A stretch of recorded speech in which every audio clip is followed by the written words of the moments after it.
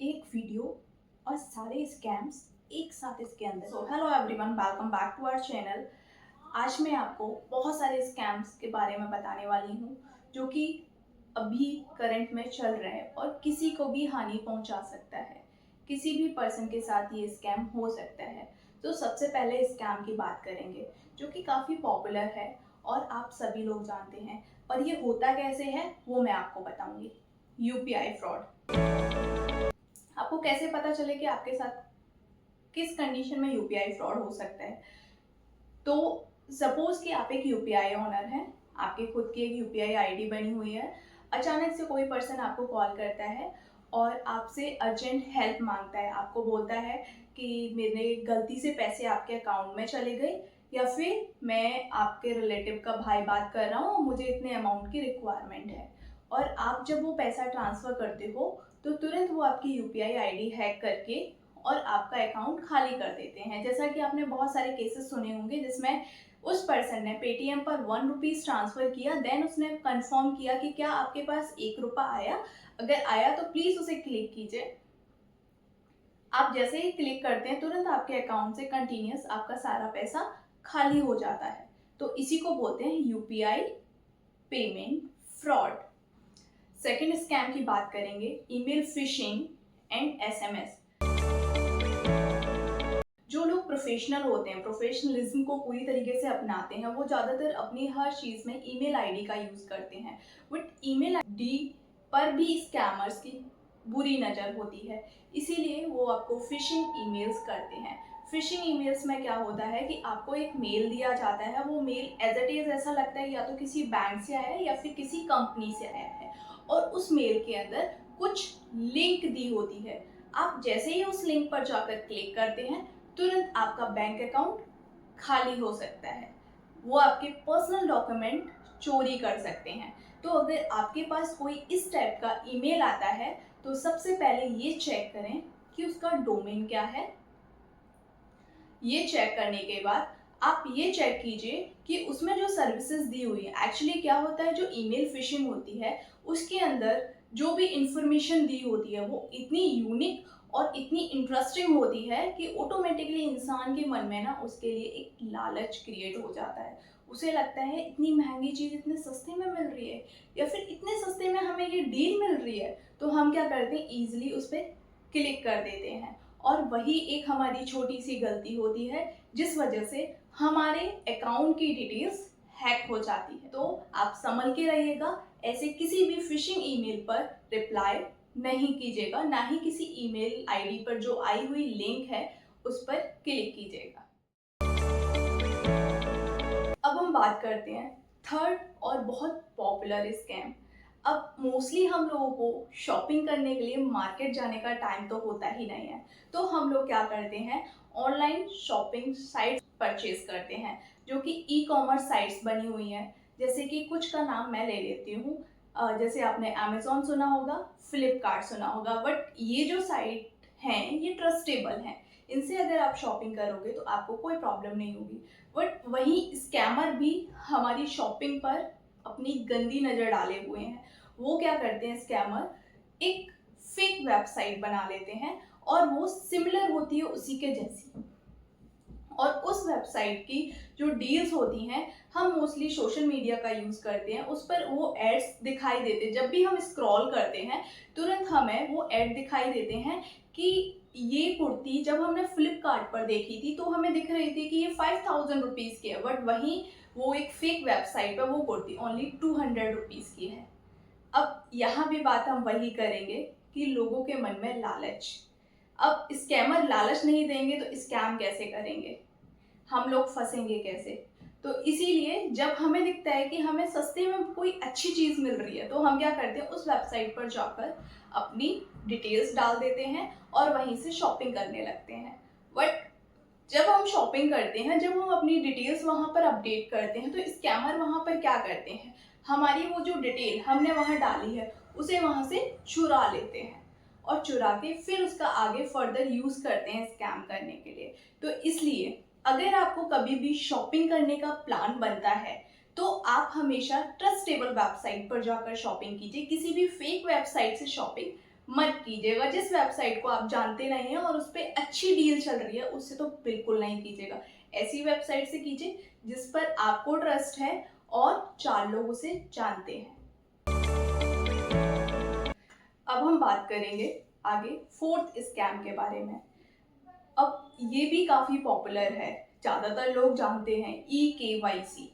ये बैंक से रिलेटेड है। जब भी कभी हम किसी बैंक में अपना अकाउंट ओपन कराते हैं और 6 मंथ तक उसमें कोई ट्रांजेक्शन नहीं करते हैं, तो बैंक वाले हमसे बोलते हैं कि भाई आप आओ और अपना ई-केवाईसी करवा के जाओ।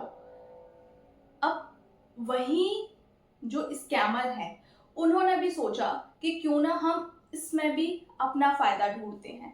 तो स्कैमर्स क्या करते हैं, आपकी ई-केवाईसी कंफर्मेशन के लिए आपको कॉल करते हैं कि ऐसे ऐसे आपका इस बैंक में अकाउंट है। आपने बोला कि हाँ मेरा इस बैंक में अकाउंट है, बट आपने अभी तक अपने अकाउंट की ई-केवाईसी नहीं कराई है।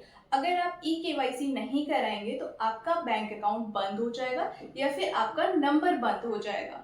तो लोग इस चीज़ से डर जाते हैं और डरने के बाद क्या करते हैं, वो जो हमसे इंफॉर्मेशन ले रहे हैं उन इंफॉर्मेशन को देने लग जाते हैं और तभी हमारे साथ ये ई-केवाईसी स्कैम हो जाता है। और जब ई-केवाईसी स्कैम होता है, उसी टाइम पर वो हमारी डिटेल्स तो चोरी करते ही हैं, उस टाइम वो हमारी पर्सनल डिटेल्स भी हमसे ले लेते हैं, जैसे कि हमारे कार्ड का नंबर, हमारा पिन, हमारा सीवीवी। ये सब हमारी पर्सनल इंफॉर्मेशन होती है। इन इंफॉर्मेशन को हम उसके साथ शेयर कर देते हैं और शेयर करने के बाद हमारे साथ ये स्कैम हो सकता है। तो इसलिए हमेशा ध्यान रखिए कि अगर कोई भी पर्सन आपसे ई-केवाईसी के लिए कॉल करता है और बोलता है कि आपकी कॉल पर ही केवाईसी कंप्लीट हो जाएगी, तो आप कभी मत कीजिए। आप हमेशा ट्रस्टेबल वेबसाइट पर जाइए। ट्रस्टेबल इट मीन्स कि बैंक की वेबसाइट पर जाइए और वहां से जाकर खुद ई-केवाईसी कर सकते हैं। एंड अगर आपके पास टाइम है तो ब्रांच जाकर खुद से करिएगा। लॉटरी कार्ड एंड इनाम स्कैम। अब ये तो आपने सुना ही होगा कि भाई फलाने की इतने लाख की लॉटरी निकल गई है। अब लॉटरी निकलना तो ये बहुत खुशी की बात है। जब लोगों के पास ऐसी इन्फॉर्मेशन आती है ना, तो वो बहुत खुश हो जाते हैं। पर आज की डेट में स्कैमर ने इस न्यूज़ पर कब्जा कर रखा है। वो क्या करते हैं, लोगों को अपने झांसे में फंसाने के लिए ना, उन्हें यही झांसा देते हैं कि भाई तुम्हारी इतने लाख की लॉटरी निकल चुकी है, अगर आपको ये लॉटरी चाहिए तो आप हमसे कांटेक्ट कीजिए। अब सपोज कि आपके पास कोई लॉटरी का मैसेज आया, अब आप तो बहुत खुश हो जाओगे, अरे यार 10 लाख की लॉटरी मिल गई। मतलब जैसे कि सपोज आप जियो कस्टमर हो, जियो का सिम यूज़ करते हो और जियो सिम की तरफ से आप जियो सिम के 5 साल से रेगुलर कस्टमर हो, इसलिए आपकी ये लॉटरी, आपको 10 लाख की लॉटरी मिलने वाली है जियो की तरफ से। अब लोग जियो पे तो ट्रस्ट करते हैं, तो मोस्टली लोग उस पर भी ट्रस्ट कर लेते हैं, जो कि फेक इंफॉर्मेशन है। अब लोग उनकी बातों में आ जाते हैं, तभी उनको कांटेक्ट करते हैं कि हाँ भाई बताइए मेरी लॉटरी का अमाउंट मेरे को कैसे मिलेगा। सामने वाला बोलते हैं अगर आपको लॉटरी का अमाउंट चाहिए तो आपको इतना अमाउंट पे करना होगा, क्योंकि ये ना हमारा इस चीज़ का चार्ज है। अब सामने वाला क्या करेगा, अरे हमें 10 लाख मिल रहे हैं, अगर हम 10,000 पे कर देंगे तो क्या जा रहा है। हम तुरंत अपना फ़ोन उठाते हैं, सामने वाले का जो यूपीआई आईडी है उसको डालते हैं और पेमेंट कर देते हैं। ये हमारी सबसे बड़ी गलती होती है, क्योंकि कोई भी कंपनी आपको किसी भी फॉर्म के भरे बिना लॉटरी नहीं दे सकती। मतलब वो फेक न्यूज़ है। अगर आज के बाद आपको कभी भी कोई ऐसा मैसेज या कोई ऐसा मेल मिलता है तो आप उस पर ट्रस्ट मत कीजिए और ना ही उस पर कांटेक्ट कीजिए, क्योंकि आप भी स्कैम में फंस सकते हैं। आपके साथ भी ये फ्रॉड हो सकता है, तो हमेशा सेफ रहिए। आज का last and final scam, fraud customer care. अब कस्टमर केयर तो हम जानते हैं, अगर हम किसी सिम का यूज़ करते हैं तो उसका भी कस्टमर केयर है, अगर किसी बैंक का अकाउंट है तो वहाँ का भी कस्टमर केयर है। समटाइम्स हम क्या करते हैं, हमें कस्टमर केयर का नंबर चाहिए होता है, तो हम गूगल पर सर्च करते हैं और सर्च करने के बाद हम किसी गलत नंबर को उठा लेते हैं और उठाने के बाद उस नंबर से हम कांटेक्ट करने लगते हैं। और जब हम उस नंबर से कांटेक्ट करते हैं तो क्या होता है कि हमारे साथ स्कैम हो जाता है।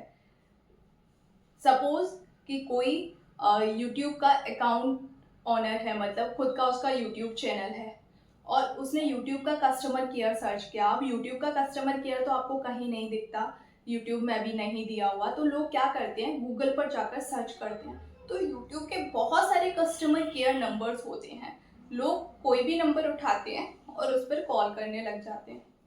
जब आप कॉल करते हो तो सामने वाला, हो सकता है कस्टमर केयर ना होकर कोई स्कैमर हो, और वो स्कैमर सोचता है ये तो उसके लिए अपॉर्चुनिटी आ गई, तभी वो आपका यूट्यूब अकाउंट हैक कर लेता है। वहीं अगर बात की जाए अ, किसी अदर चीज़ का, जैसे आप इंस्टाग्राम का सपोर्ट ढूंढते हो या फिर किसी अदर चीज़ों का सपोर्ट आप सर्च करते हो, गूगल पर सर्च करते हो स्पेशली, तो गूगल पर आपको समटाइम्स ऐसा भी होता है कि आपको फेक नंबर्स मिल जाते हैं। आजकल ज़्यादातर स्कैमर्स लोगों ने अपने फेक नंबर्स अपडेट कर रखे हैं और लोग उन फेक नंबर्स के चक्कर में अपना बहुत सारा पैसा गंवा देते हैं। ऐसी बहुत सारी न्यूज़ेस चल रही हैं। तो अगर आपको भी कभी किसी का कस्टमर केयर नंबर चाहिए तो बहुत सोच समझ के और बहुत सही जगह से उसका नंबर लीजिए। अगर नंबर चाहिए तो आप उसी कंपनी की वेबसाइट पर जाइए और वहाँ से नंबर लीजिए। मतलब जो अदर नंबर्स दिए हुए हैं उन पर ट्रस्ट बिल्कुल मत कीजिए। जो रजिस्टर्ड वेबसाइट है वहाँ जाकर आप उस नंबर को पिक कीजिए, वो नंबर एकदम करेक्ट होगा। बट अगर आप किसी अदर वेबसाइट से वो नंबर उठाएंगे तो हो सकता है आपके साथ भी स्कैम। तो हमेशा सेफ रहें, सुरक्षित रहें और इस वीडियो को ज़्यादा से ज़्यादा लोगों के साथ शेयर करें, जिससे कि ज़्यादा से ज़्यादा लोग स्कैम्स के बारे में अपडेट हो सकें, जिससे कि किसी के भी साथ स्कैम ना हो और स्कैमर अपना माइंडसेट चेंज कर लें और स्कैम करना बंद कर दें। So thank you so much.